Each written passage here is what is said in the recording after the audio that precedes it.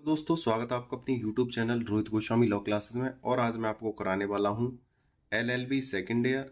Same है हमारा fourth, act है हमारा लेबर लॉ और कोड है हमारा 4002। क्वेश्चन नंबर है हमारा 12। अब से पहले मैं आपके 11 क्वेश्चन ऑलरेडी आपके YouTube चैनल पे डाल चुका हूँ। आप प्लेलिस्ट पे जाकर देखिएगा, प्लेलिस्ट पे आपको लेबर लॉ, आपका कोड और आपका सेम लिखा मिलेगा। अगर आपके कोड और सेम अगर मैच नहीं करते हैं तो कोई दिक्कत नहीं है, आप अपने एक्ट के अनुसार तैयारी कीजिएगा। आज का जो क्वेश्चन है बहुत ज्यादा महत्वपूर्ण है और इसके जो आने की जो संभावना है 60% रहती है।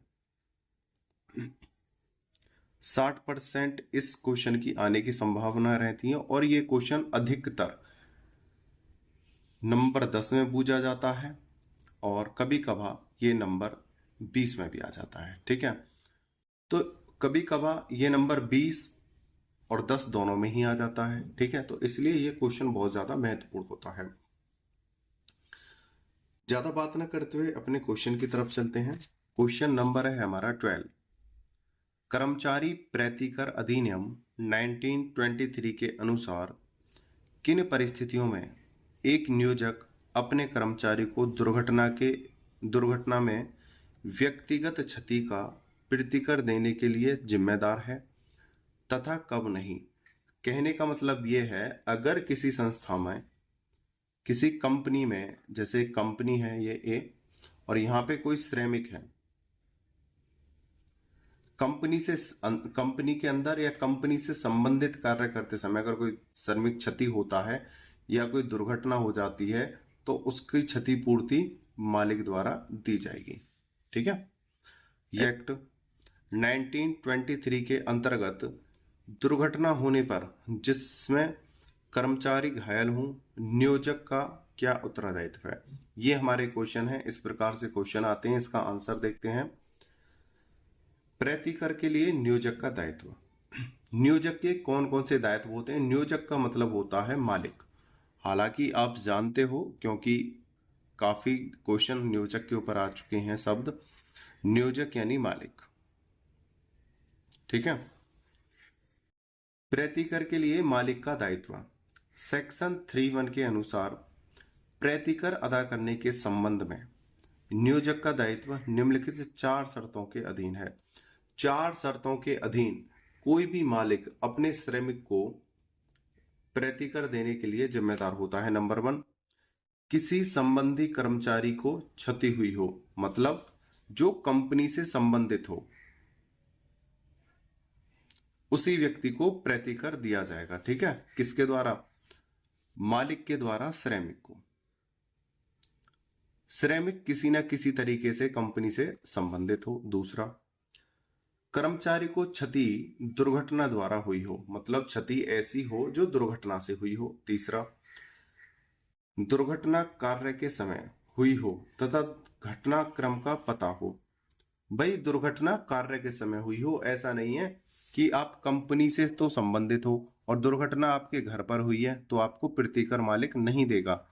प्रीतिकर आपको तभी देगा जब आप कंपनी से संबंधित हो और आप कंपनी का कार्य कर रहे हो या कंपनी के कार्य से कहीं बाहर गए हो, या मतलब जुड़ा हुआ होना चाहिए कंपनी से। ठीक है, तब आपको प्रीतिकर मिलेगा और घटना का पता होना चाहिए।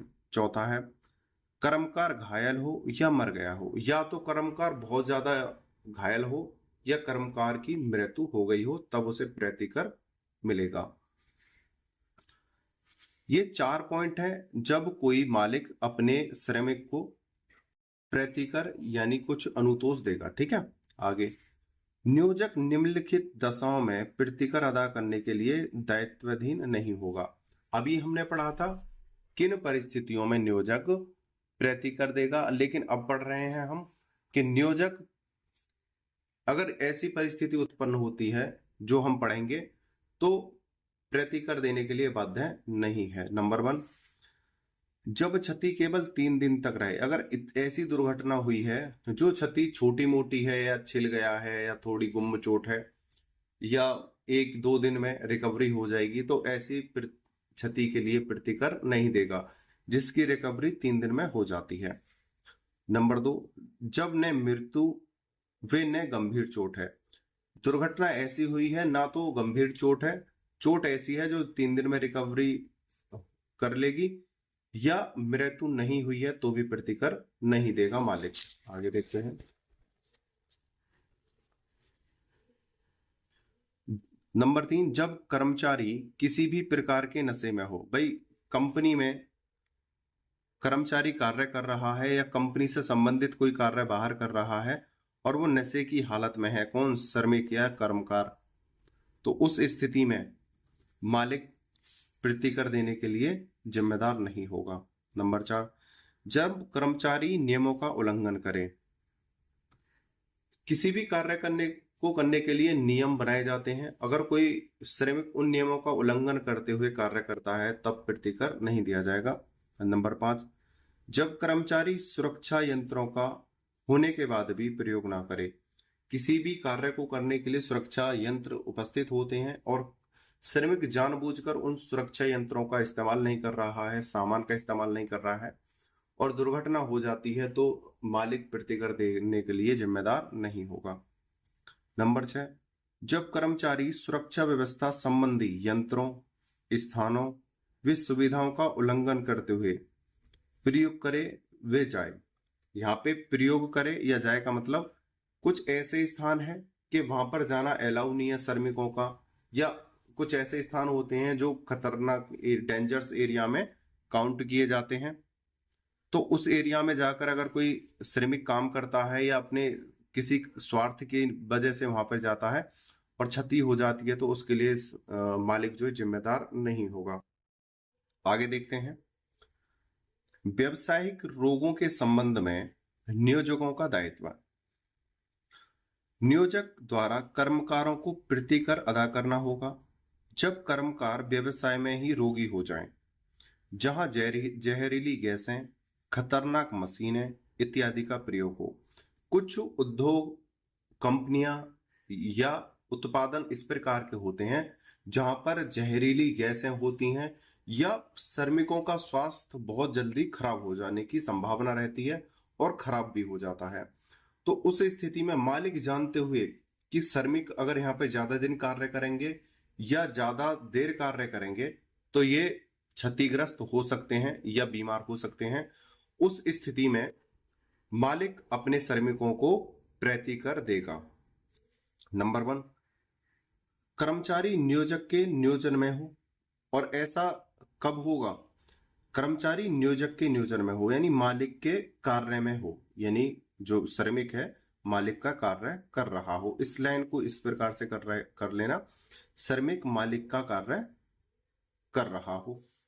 दूसरा, कर्मचारी वहां 6 माह से कार्यरत हो, कम से कम 6 माह से कार्यरत हो, लेकिन कुछ उपवाद ऐसे होते हैं कि व्यक्ति पहले दिन, दूसरे दिन या पहले हफ्ता में ही बीमार हो जाता है, ठीक है, तो उस स्थिति में भी प्रतिकर दिया जाएगा। अपवाद, कुछ घटना समय पर निर्धारित नहीं होती, पहले दिन भी हो सकती हैं, ठीक है।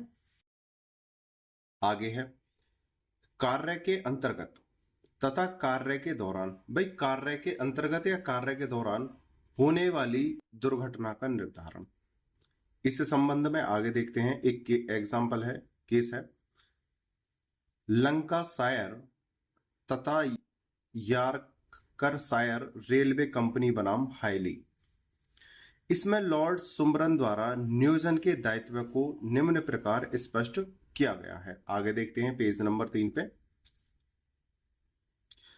क्या दुर्घटना जिस काम को करते समय हुई वह दुर्घटनाग्रस्त काम से कर्मकार के रोजगार का एक अंग था। मतलब यहां पे कहा गया है जहां पर दुर्घटना हुई है, जिस स्थान पर दुर्घटना हुई है, क्या वह स्थान कर्मकार के कार्य का स्थान है या मालिक के बताए हुए कार्य का स्थान है। भाई मालिक ने ये स्थान है कि भाई यहां पे क्या होगा, कार्य होगा, ये क्या है, कार्य का स्थान है, ठीक है, और ये है ए मालिक का स्थान, और जो क्षतिग्रस्त श्रमिक हुआ है वो इसी स्थान में हुआ है, श्रमिक क्षतिग्रस्त। इसी स्थान में हुआ है तो प्रीतिकर दिया जाएगा। जैसे यहाँ पे है, क्या दुर्घटना जिस काम को करते समय हुई वह दुर्घटनाग्रस्त काम से कर्मकार के रोजगार का एक अंग था। अंग था यानी स्थान था। ठीक है, आगे चलते हैं। इसमें यह स्पष्ट हो जाता है कि जिस काम से कर्मकार संकट में पड़ जाए, पीड़ित हो जाए या अन्य कोई बात हो जाए वह रोजगार का एक अंग होना चाहिए। मतलब यहां पे बोला गया है, जिस काम से कर्मकार संकट में पड़ जाए, पीड़ित हो जाए या कोई अन्य बात हो जाए, ऐसा ही समस्या उस स्थान से संबंधित होनी चाहिए जहां पर वो कार्य कर रहा है। ठीक है, यदि वह रोजगार का अंग नहीं है तो वह इस बात पर विशेष ध्यान देना पड़ेगा कि दुर्घटना के समय मालिक के साथ किए गए सेवा की संविदा के अंतर्गत श्रमिक अपना कार्य कर रहा था या नहीं। सबसे पहले तो यह देखा जाएगा कि जो श्रमिक है मालिक के दिए हुए स्थान पर कार्य कर रहा है। ठीक है, दूसरा, श्रमिक मालिक के दिए हुए स्थान पर पीड़ित हो जाए, क्या हो जाए, पीड़ित हो जाए, घायल हो जाए या कोई अन्य घटना घट जाए, पहले तो यह सिद्ध करना होता है। दूसरा क्या है, यदि रोजगार का अंग नहीं है, जहां पर वो कार्य कर रहा है कौन, श्रमिक, और वो रोजगार का अंग है ही नहीं, तो इस बात पर विशेष ध्यान देना पड़ेगा कि दुर्घटना के समय मालिक के साथ किए गए सेवा की संविदा के अंतर्गत श्रमिक अपना कार्य कर रहा था या नहीं। तो यह सिद्ध करना पड़ेगा कि श्रमिक जहां कार्य कर रहा था वो संविदा में था या नहीं, था या नहीं, इस बात को सिद्ध करना पड़ेगा। किसके द्वारा, श्रमिक के द्वारा, कि भाई जहां मैं क्षतिग्रस्त हुआ हूं वो मालिक के द्वारा ही दिया हुआ स्थान था। आगे चलते हैं। इस प्रकार की व्यवस्था का प्रमुख उद्देश्य है कर्मकारों को अन्य कठिनाइयों के खिलाफ सुरक्षा प्रदान करना है जो व्यवसाय में रहने पर मिलती है। जैसे ये, इस बात को ध्यान से देखना, इस प्रकार की व्यवस्था का प्रमुख उद्देश्य है कर्मकारों को उन कठिनाइयों के खिलाफ, कर्मकार यानी श्रमिकों को उन कठिनाइयों के खिलाफ सुरक्षा प्रदान करना है जो व्यवसाय में रहने पर मिलती हैं। प्रतिकर क्या होता है, अगर कोई श्रमिक किसी व्यवसाय में कार्य करते हुए क्षतिग्रस्त होता है तो उसके लिए प्रतिकर दिया जाता है। जैसे रुई धुनाई विभाग में कार्य करने से फेफड़ों का रोग हो जाता है जिससे वे स्थायी व अस्थायी रूप से कार्य करने के अयोग्य हो जाते हैं। भाई रुई का कार्य करते समय व्यक्तियों के फेफड़े खराब हो जाते हैं, वह लंबे समय तक अपने घर पर भी कोई कार्य नहीं कर पाते हैं, वो स्थायी और अस्थायी रूप से हमेशा के लिए बीमार पड़ जाते हैं या रोगी हो जाते हैं। इस क्षति को दुर्घटना द्वारा क्षति माना गया है और मालिक को ऐसे श्रमिकों को क्षति होने पर प्रतिकर दिया जाएगा। नियोजन से उत्पन्न और नियोजन द्वारा घटित दुर्घटना, एक इस बात को समझना, यहां पे दो शब्द हैं, नियोजन से उत्पन्न यानी कारखाने में जो कार्य हो रहा है उस कार्य से उत्पन्न, और नियोजन द्वारा घटित। इसमें एक एग्जाम्पल है, एग्जाम्पल नंबर 2 है। अब से पहले एक एग्जाम्पल सॉल्व कर चुके हैं, बता चुके हैं। केस नंबर 2 है, Messrs Chowgule and company limited बनाम श्रीमती फेलिसिडेड राडिग्यूज, ये जय है लास्ट वाला, 1970 गोवा। इसमें गोवा उच्च न्यायालय ने निर्धारित किया कि इस तथ्य को सिद्ध करने का पूर्ण दायित्व स्वयं कर्मकार दावेदार पर ही होता है कि दुर्घटना नियोजन से उत्पन्न तथा कार्यानुक्रम में हुई है।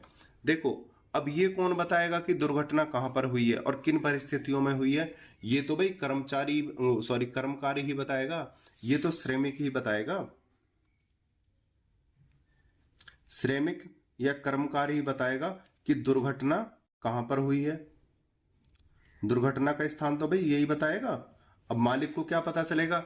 जब श्रमिक और कर्मकार बताएगा, उसकी छानबीन होगी, तभी तो उसे प्रतिकर दिया जाएगा। और उसके बाद मालिक ये देखेगा कि भाई इस स्थान पर ये क्या कर रहा था। फिर मालिक देखेगा, हाँ भाई इसको तो मैंने भेजा है या कंपनी के किसी कार्य से वहां पर गया हुआ है, तो उसे प्रतिकर दिया जाएगा, अन्यथा नहीं उसे देखा जाएगा। यदि प्रतिकर के लिए आवेदन पत्र प्रस्तुत कर दिया गया है तो इसी बीच आवेदनकर्ता की मृत्यु हो जाने से, दूसरी बात यहां पर एक ट्विस्ट और आता है। जैसे पहले तो यहां पर बोला गया है श्रमिक या कर्मकार यह बताएगा कि दुर्घटना क्यों हुई है, कैसे हुई है और कहां हुई है। तीन चीजें बताएगा, क्यों, कैसे और कहां हुई है। ठीक है, ये कर्मकार या श्रमिक का कार्य है। तीसरा, ये सब बताने के बाद कर्मकार की हो जाती है मृत्यु। ठीक है, अब इसका जो प्रतिकर है किसको मिलेगा? इसका प्रतिकर इसके परिवार या किसी इससे संबंधित सदस्य को दिया जाएगा। आगे चलते हैं। यदि प्रतिकर के लिए आवेदन पत्र प्रस्तुत कर दिया गया है तो इसी बीच आवेदनकर्ता की मृत्यु हो जाने से, आवेदनकर्ता कौन? श्रमिक की मृत्यु हो जाने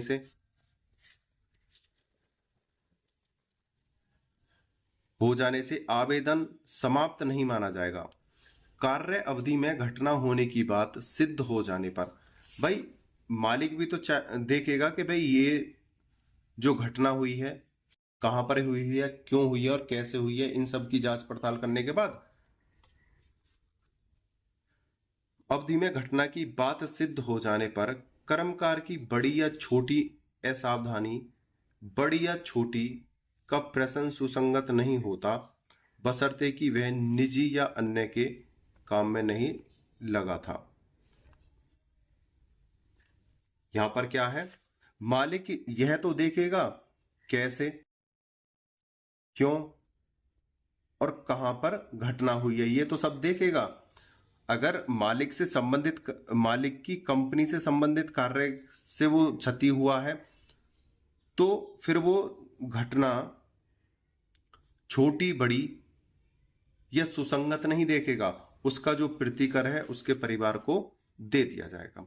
आगे इसमें तीसरे नंबर का एग्जाम्पल है, केस है, उसे भी देखते हैं।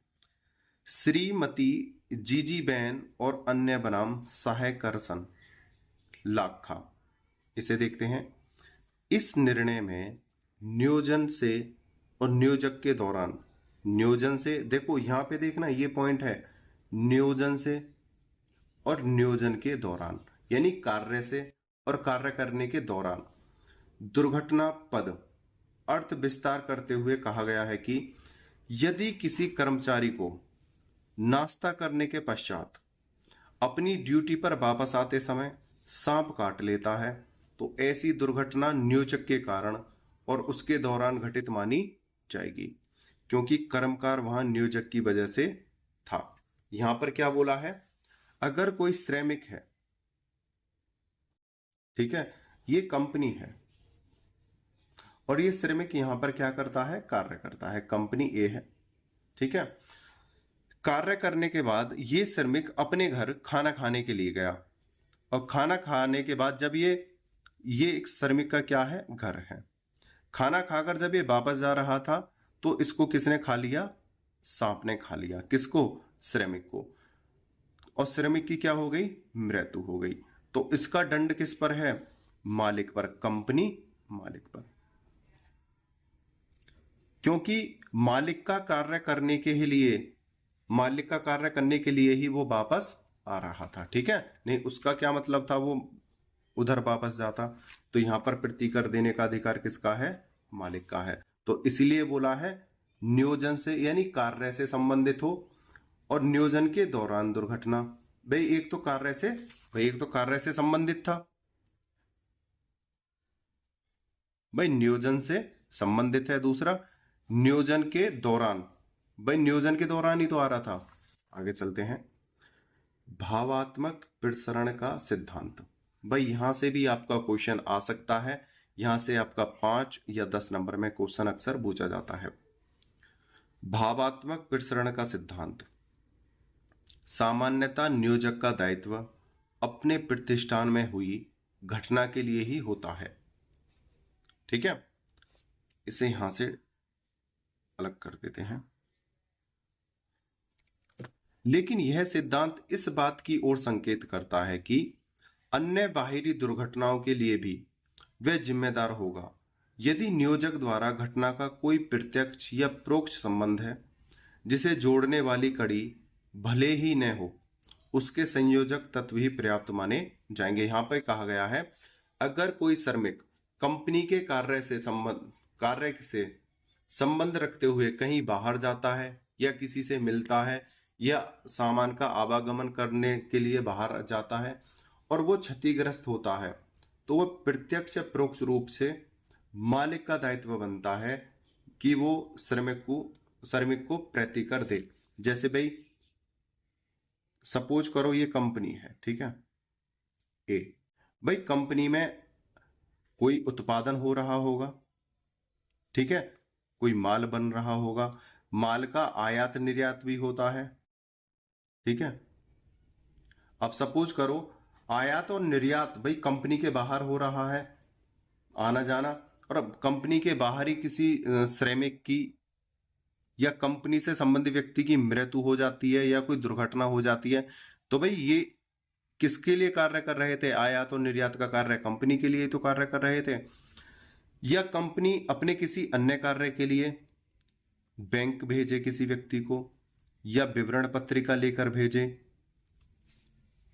या बस से श्रमिकों का आवागमन कराए, तो उसके लिए ये कौन जिम्मेदार होगा? मालिक तो जिम्मेदार होगा, उसके लिए तो कार्य कर रहे हैं सब। ठीक है, तो ये होता है भावात्मक प्रसरण का सिद्धांत। उम्मीद करता हूं ये आपको अच्छे से समझ में आया होगा, आप बहुत ज्यादा समझदार हो। ठीक है, आपने वीडियो को अंत तक देखा है, मुझे अच्छे से सुना है, उसके लिए धन्यवाद। टेक केयर, बाय बाय, जय हिंद, जय भारत।